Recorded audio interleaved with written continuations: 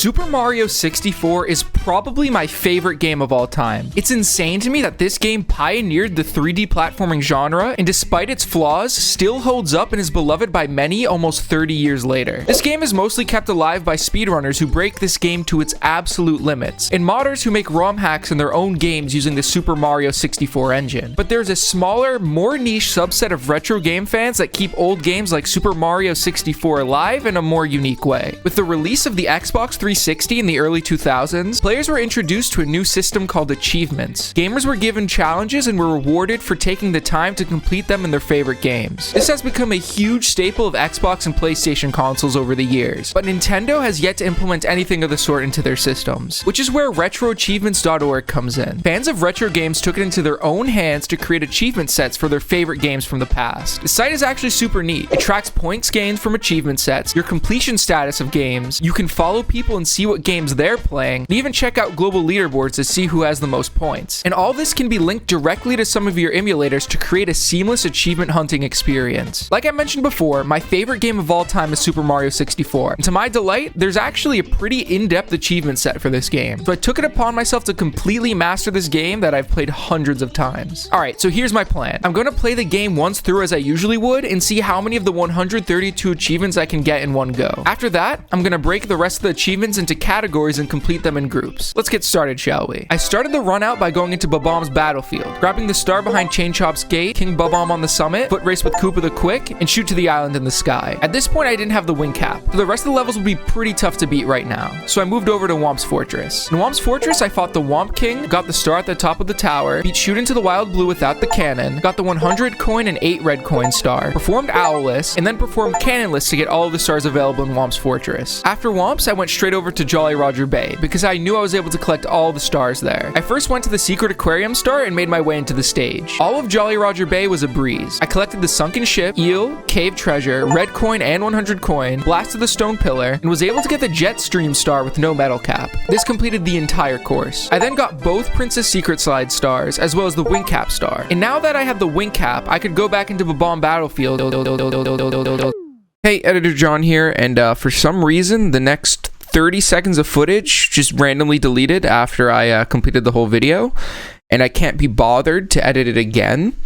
So here's a list of the achievements I got within the next 11 stars. Here you go, back to the video. It was time to go into the basement, where stages would get a little bit tougher. I caught Mips for an easy star, and then I started off in Shifting Sandland. I got the star from the bird, the star on top of the pyramid, the star at the top of the inside of the pyramid. I then fought the hand boss. I collected the 8 red coins, then the secret star with the 100 coin star. Next up was Lethal Lava Land. I fought the big bully, then rematched him with the small bullies, collected the 8 red coins, flew over the gate to grab a star, collected the 100 coins with the first volcano star, and finally I got the second volcano star. Then I went into Hazy Maze Cave, but not before collecting the star from Toad. I collected the cavern star, then the 8 red coins and 100 coin star. This 100 coin star is actually pretty unique since it brings you all around the stage. It's a lot of fun. Next, I got the metal cap with its 8 red coins, and then I got the rest of the 4 stars in HMC. Now it was time for the vanish cap, so I drained the moat and collected that along with the 8 red coins there. Now it's time to take on Dire Docks as well as Bowser 2. I started off by grabbing the second Mip star, then the submarine star in DDD. After that, I went into Bowser in the Fire Sea. I grabbed the 8 red coins while making my way to the end of the stage and spun Bowser around, throwing him at a spike ball. Nothing too difficult here. After that, it was time to go back into Dire Docks to collect the remaining 6 stars there. Chest in the current, pole jumping for red coins, through the jet stream, the Manta Ray's reward, and then finally collect the caps. We are now 67 stars in, and we've completed all of the basement. But before we go all the way upstairs, I need to go into Big Boo's haunt, which I skipped earlier since I didn't have the vanish cap. So I went into the courtyard and went on into the stage. I went on a ghost hunt, rode Big Boo's merry-go-round, skipped the secret of the haunted books. I now had 70 stars, which meant that technically I could go and take on the final Bowser fight if I wanted to. But I wanted to get all the stars first, so I finished up all the rest of the stars in Big Boo's haunt before leaving the courtyard and going upstairs. Upstairs, there are 4 more stages for us to take on before we can go into the attic. The first one I decided to go into was Wet Dry World. This is one of my favorite stages to play around in, so I was pretty excited. I got the first star by taking this warp up to the top of the stage. I collected the secret star as well as the 100 coin star, rode this platform elevator, went to the top of the stage to get another star, went into town for red coins, then did the quote quote-unquote race through the town. Next, I went into Tiny Huge Island, which at this point in the run is pretty straightforward. I plucked the piranha flower, went to the top of the huge island, had my rematch with Koopa the Quick, found the 5 secrets of the island, then collected the 8 red coin star and the 100 coin star. After that, I made Wiggler squirm, and somehow during that star, I managed to get 3 achievements. Next up was Tall Tall Mountain, which is one of my favorite stages in the game, just because of its verticality. First, I grabbed the Toad Star, scaled all the way to the top of the mountain, went to the very top again and caught this monkey, grabbed the 8 red coins along with the 100 coin star, grabbed the slide star without using the slide, then grabbed the star in this alcove. I finished the stage off by taking a visit to the Lonely Mushroom. The last course to take on in the upstairs section of the game was Snowman's Land, which should go by pretty fast. I got the star atop the snowman's head, got the bully star, got the ice maze star, the star in the box across the frozen lake, the 100 coin and igloo star, and finally the red coin star. Now we had 103 stars and we were in the home stretch. All that we have left are a couple of castle secret stars and 2 more stages, Tick-Tock Clock and Rainbow Ride. Let's go into the attic. First, I decided to get the 8 red coin cloud level, which I accidentally fell out of, but got done on my second try. Then I went into what is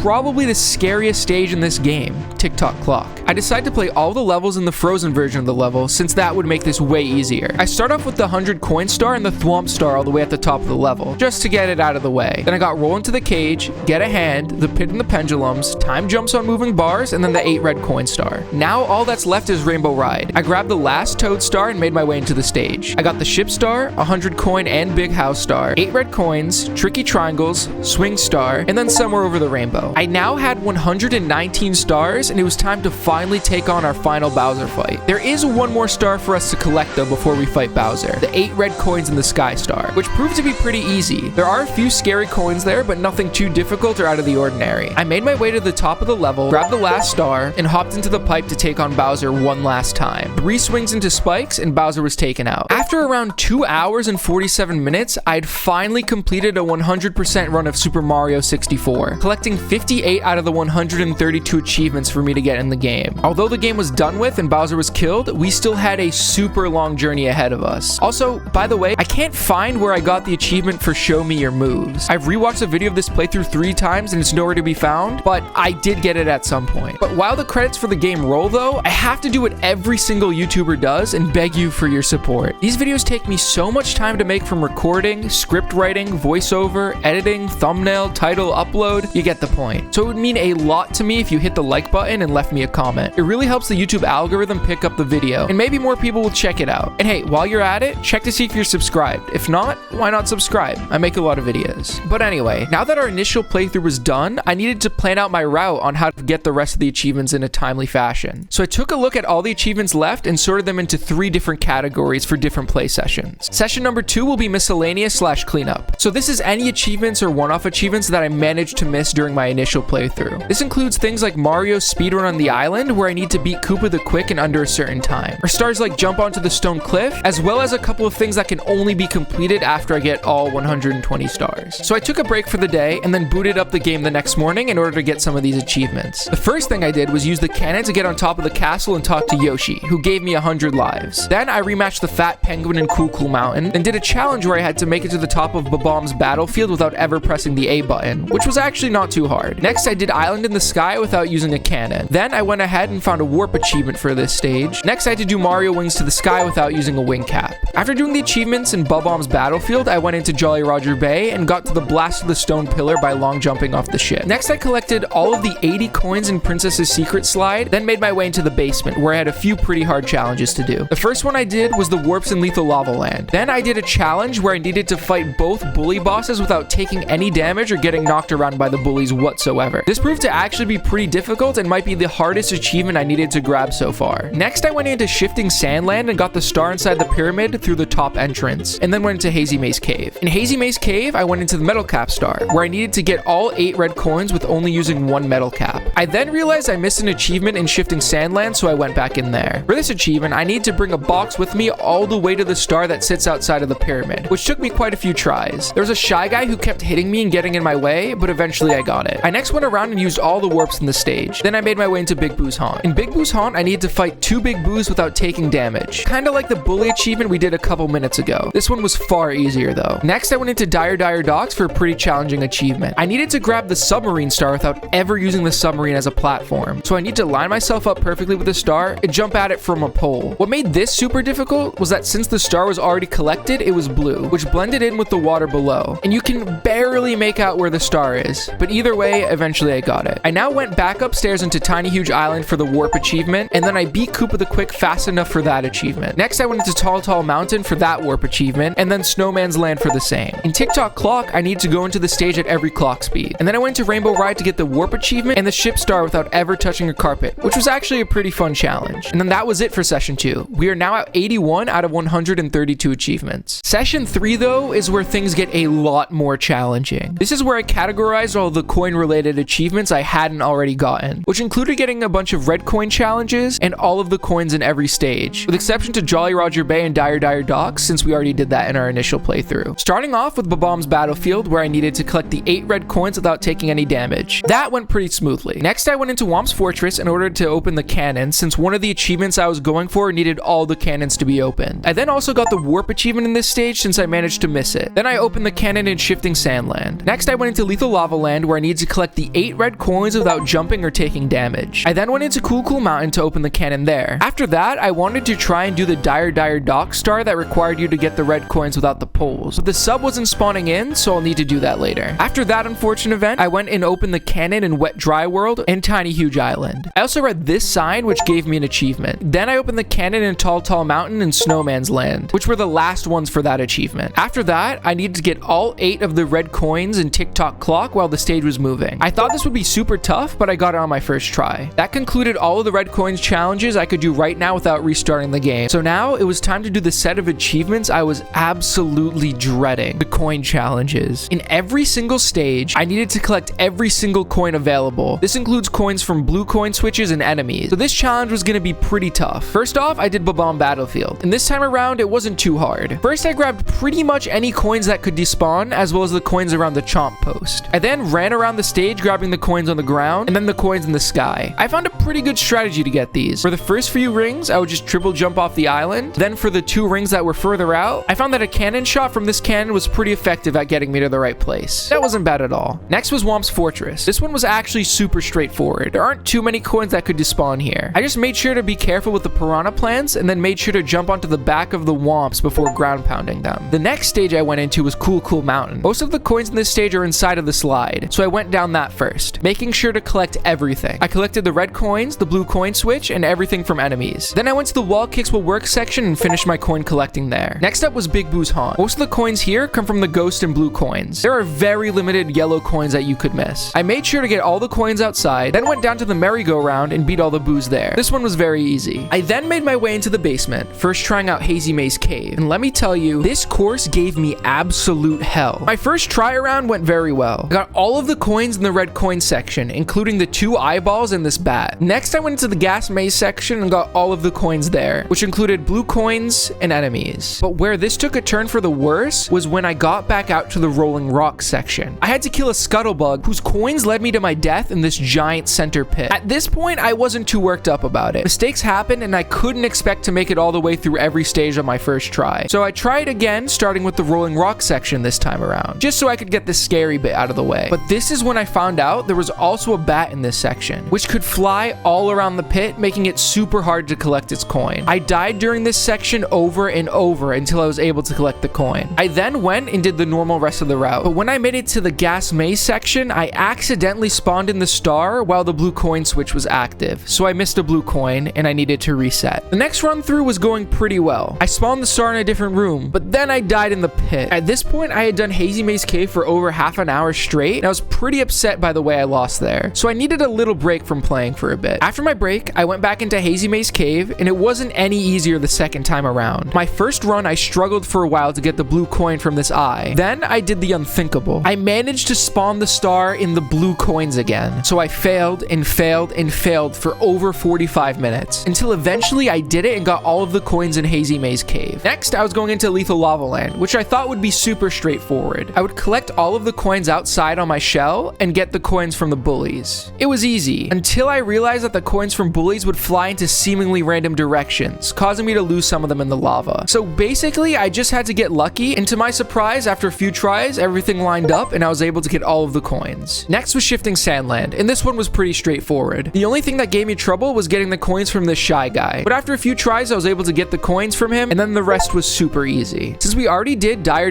Docks, I went upstairs to Wet Dry World, where we had another very easy stage. Very few coins can despawn here, so I just had to run around the main section, breaking every box and getting the blue coin switch. Then I made it to the underground town and collected all of the coins there. Next, I went into Snowman's Land, where this one was super straightforward too. I got all the coins outside with the shell, then made my way into the igloo to collect the rest. This was a first try stage. After that was Tall Mountain, where I did end up dying on accident, but this one was easy as well. I got all the coins on the slide, then ran around the mountain trying to get all of the coins that were left over. The next stage I went into was Tiny Huge Island, and little did I know that this stage would be absolute hell. I was dreading this one from the start. I knew that the way that Goombas work would give me some trouble. If you ground pound the big Goomba, they give you a blue coin, and if you do a normal jump, they only give you a yellow coin. The hitboxes here can be a little bit finicky, so I thought that might have given me some trouble, but that wasn't ultimately what drove me mad. I realized that I also needed to get the coins from the tiny Goombas. And if you didn't know, stomping on these tiny Goombas is very hard, which in of itself isn't too much of an issue, until you realize that if they run into you and hit you, they disappear and you can't get the coin from them anymore. So I would need to restart. This ultimately, with the fact that the blue coin drops are a little tough, had me stuck here for ages. After an hour failing here, I was starting to lose my mind. So I went and took on the rest of the stages in the game. First was Tick-Tock Clock, which surprisingly wasn't too bad. The coins themselves are easy to grab. The challenge of this level comes from climbing to the top while finding the coin boxes that are littered all around. But I got this one done very quickly, and it was a breath of fresh air after dealing with Tiny Huge Island. Rainbow Ride, on the other hand, did give me a little bit of trouble. I died a couple of times trying to find a good route around the level, but eventually grabbed all the coins around the main area, up in the big house, and then had to shoot myself over to the island with the Chuckia to get the last few coins there. After this, I went on to collect all 3 of the Bowser levels. Dark World was super easy. I got it on my first try. Fire Sea gave me the same problems as Lethal Lava Land with the coins falling in the lava, but after a couple of tries, I got lucky with the bullies, and from there it was a piece of cake. And then surprisingly, Bowser in the Sky was easier than Fire Sea. This one was a quick one too. And now all that was left for the coin challenges was Tiny Huge Island. And finally, after another half hour of this stage alone, failing over and over, I was able to get the last coin challenge I needed to do. It felt so good to have completed the coin challenges. These took me around 6 hours to do in total, and it was relieving to finally have them all done. And the last set of achievements I set aside for myself were going to be pretty easy and fun. I only had a few things left to do. I needed to get the Dire Docks red coin star with no poles, beat the last Bowser level without taking any damage, and then also collect every single 1-up in the game, which won't be too tough since 1-ups don't frequently despawn on you.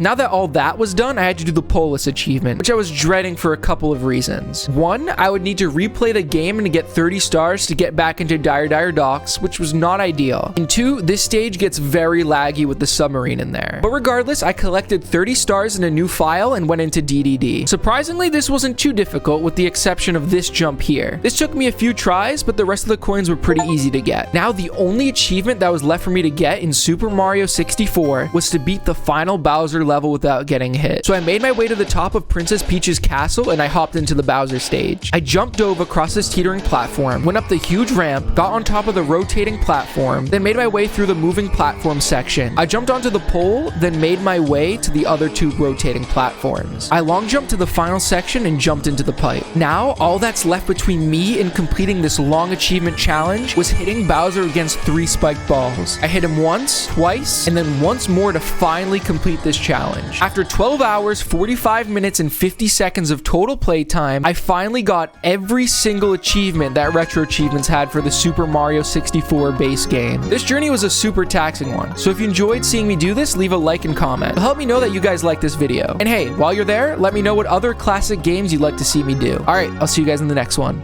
Peace.